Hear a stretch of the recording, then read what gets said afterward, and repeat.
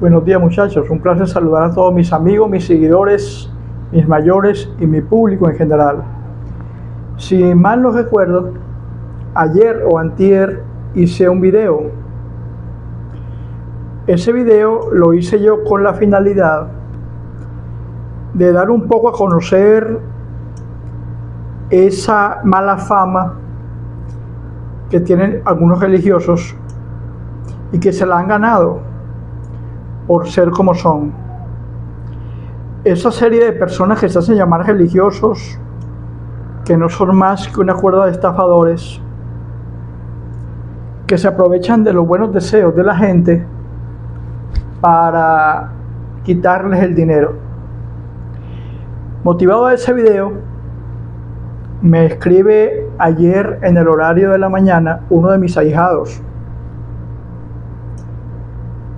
Lo divertido de este asunto, mis queridos seguidores, mis amigos, mis clientes y mi público en general, es que esa persona que le manda este comunicado a uno de mis ahijados, se lo manda a ellos. ¿Por qué no me lo envía a mí directamente?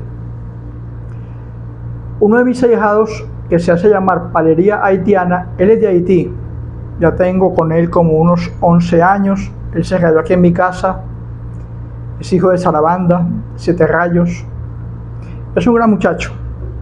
Pero él recibe ayer, creo que en el horario de la mañana o en la noche, un comunicado. Yo me lo envía a mí y me dice: padrino, bendiciones. Mire lo que me enviaron por aquí de Colombia. Y textualmente, y cito, dice lo siguiente: hola hermano mío, me parece una falta de respeto que tu padrino, el Tata Carvajal, nos menosprecie a los que no somos tan afortunados como él o como ustedes, pues sé perfectamente que él les envía a ustedes parte de sus derechos por los clientes que ustedes le consiguen. Yo soy un tata que me rayé hace 8 años y me entregaron centella en Doki, y no tengo la culpa que mi enfumbe no me provea de lo necesario y que no tenga ni para comer. Además, los esclavos antiguamente eran pobres y humildes y eran muy buenos religiosos, tanto babalaos como paleros, y aún así ellos se conformaban con ser esclavos, y a pesar de ser esclavos de los españoles y del hombre blanco, se conformaban. Uno tiene que acobijarse hasta donde la cobija le alcance, pues si uno no puede es porque no puede. Lo que pasa es que tu padrino está muy cómodo allá en Venezuela y él no entiende que acá en Colombia también pasamos necesidades y que estamos pasándola mal. Y no considero que por no tener nada uno sea un mal religioso. Los esclavos nunca lo fueron. Entonces me parece interesante este comunicado que le envía ese tata fantasma, porque no da la cara, y se lo envía a mi ahijado de Haití, Palería Haitiana. Y es muy bueno analizar esta situación, porque uno en redes sociales uno publica cosas y, como dice el dicho, al que le quede el guante, que se lo achante. Al que le quede la chaqueta o el saco, que se la ponga. Si nos ponemos a analizar este comunicado, en ningún momento yo establecí que el ser humilde o ser pobre es ser un mal religioso. Yo conozco religiosos muy buenos, muy buenos, que son humildes, que no tienen el privilegio ni la disponibilidad ni la gracia de estar inmersos en un estado económico aceptable, y son muy buenos religiosos a pesar de su humildad. Lo que no estoy de acuerdo es con esos religiosos, como yo les digo a ellos, y se ve que a este hombre le cayó mal, que yo llamo muertos de hambre o miserables, en el sentido de que son religiosos que únicamente se dedican a robar y a estafar y a engañar a las personas, asumiendo que pueden dar santo, que pueden dar muerto, que pueden rayar, que pueden ofrecer manos de orula, que pueden ofrecer otanes, etc. Y especulan con nuestra religión yoruba, que es tan bonita. Cuando él establece, por ejemplo, aquí en el comunicado donde dice, yo no tengo la culpa de que desde hace 8 años mi muerto no me provea, tú sí tienes la culpa. Porque para tener 8 años, como Centella Ndoki, que dices tú que te llamas, tú eres el único responsable de que tu muerto no te provea. O no lo atiendes, o te olvidaste de él, o así, como muchos lo hacen, quedaste mal rayado con un padrino, el cual te estafó en un rayamiento que nunca hizo. Porque si tú eres Centella Ndoki, como dice, y ese muerto que tienes hace 8 años, como le dices tú a mi ahijado, no te provee, algo malo pasa allí. O tú no atiendes tu muerto, o tu muerto viró contra ti, o simplemente no tienes muerto ni tienes nada porque no te quedaste nunca. Ahora bien, tú estableces por aquí que uno debe acobijarse hasta donde la cobija le llegue y que yo estoy muy cómodo por acá en Venezuela. Sepa usted, mi querido Centella Ndoki, que aquí en Venezuela hay un gobierno socialista. Muchas personas pasan hambre, muchas personas pasan problemas, pasan penurias. Yo me considero privilegiado porque nunca me conformé. Cuando tú hablas aquí que los esclavos se conformaron porque los españoles y el hombre blanco los tenían bajo su yugo, eran otras épocas. A los esclavos no les quedaba otra que ocultar sus sotanes, sus elequés, sus collares, sus jimaguas, sus manos de orula, sus guerreros en el fango, en la cocina, en las letrinas, detrás de los santos católicos, para que el hombre blanco, como tú dices, y el español no se diera cuenta. Y a pesar de que eran esclavos, no se conformaron. Esos esclavos, siendo esclavos, como dices tú, mantuvieron su fe, su linaje, mantuvieron la religión yoruba viva, aunque escondida detrás de elementos católicos y cristianos. Prueba de ello es que ahora podemos ser yorubas, podemos ser santeros, babalaos o tatas o paleros, gracias a esos esclavos que no se conformaron.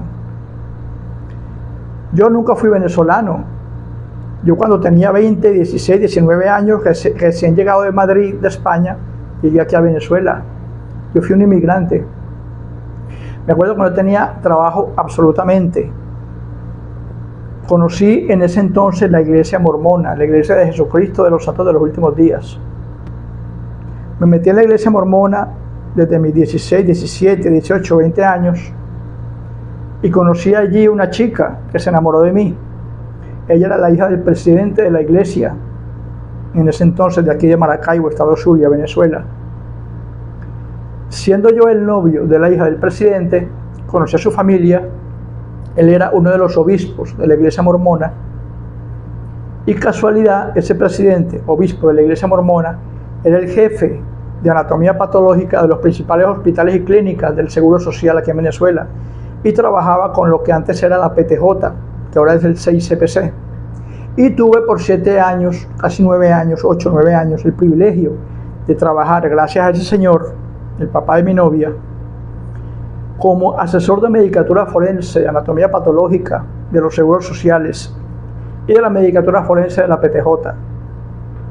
Fue una excelente experiencia, casi 9 años abriendo cadáveres, diseccionando muertos, preparando los cuerpos para entregárselos a los familiares, alistando los cuerpos y maquillándolos para que las familias se los llevaran a las funerarias.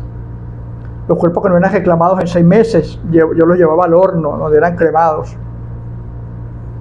Y como tú dices aquí que uno tiene que conformarse, yo no me conformé con eso.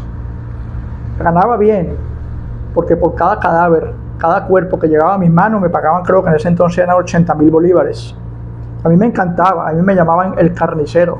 A mí me encantaba abrir los cuerpos, trepanarlos, desbaratarlos, sacar sus órganos, presentárselos al forense, volverlos a coser, maquillarlos. A mí me fascinaba ese trabajo.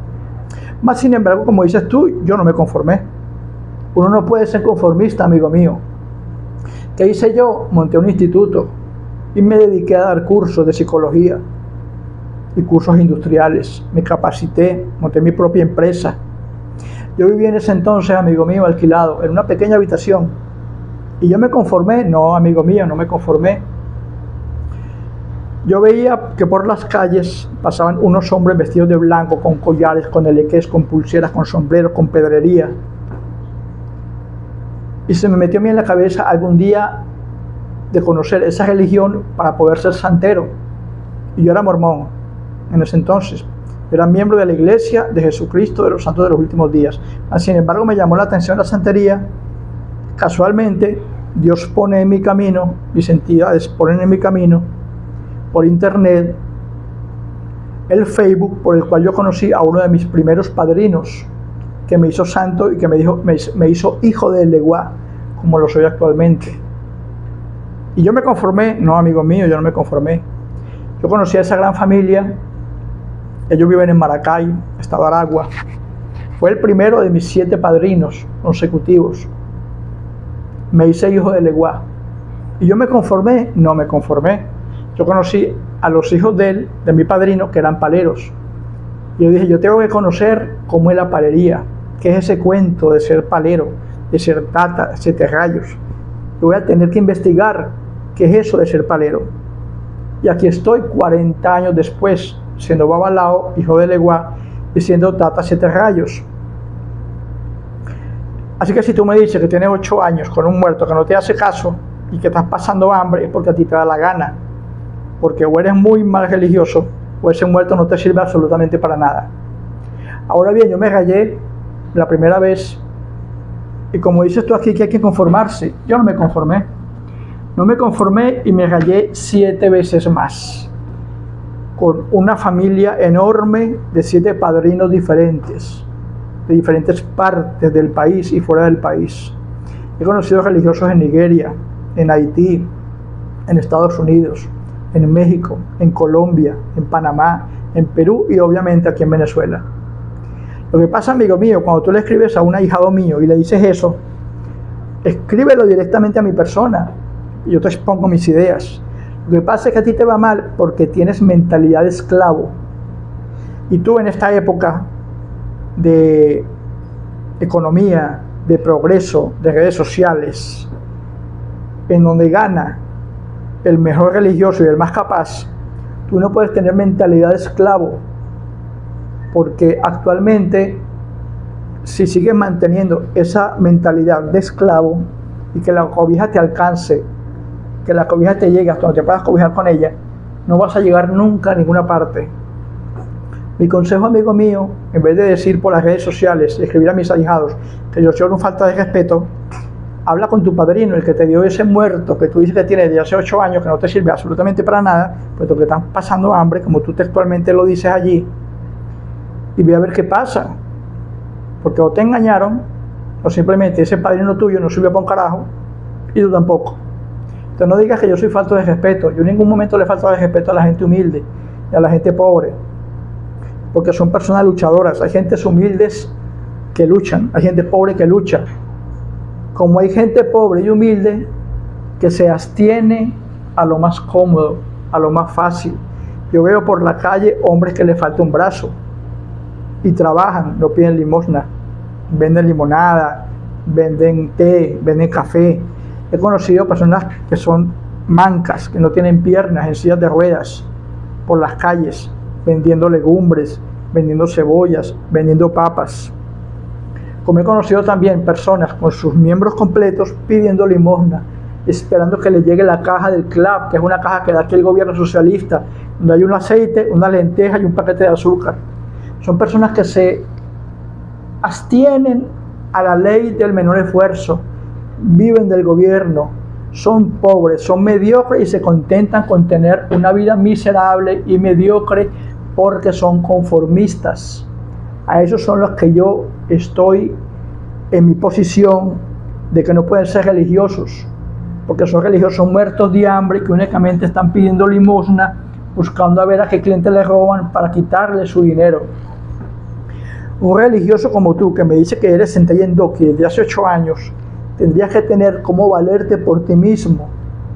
Tendrías que tener un muerto que te cumpla, porque para eso te lo dieron.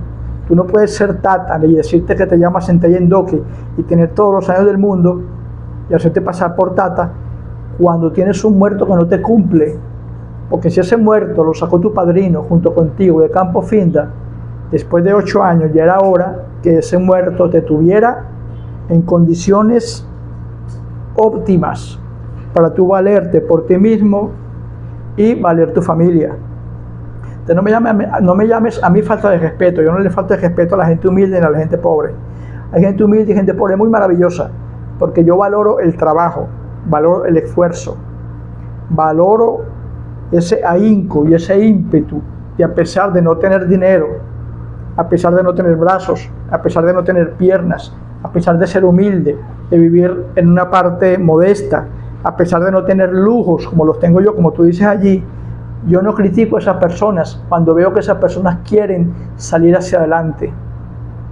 En ese texto que tú colocas, que tú conoces, que yo le doy parte de mis derechos a mis ahijados, es porque esos ahijados trabajan para mí y ellos están recién rayados. Muchos tienen santo recién hecho, pocos años, no tienen la experiencia que tengo yo para poderle cobrar los derechos a un cliente y exigir o garantizar los trabajos que ellos hacen. A ellos les da miedo.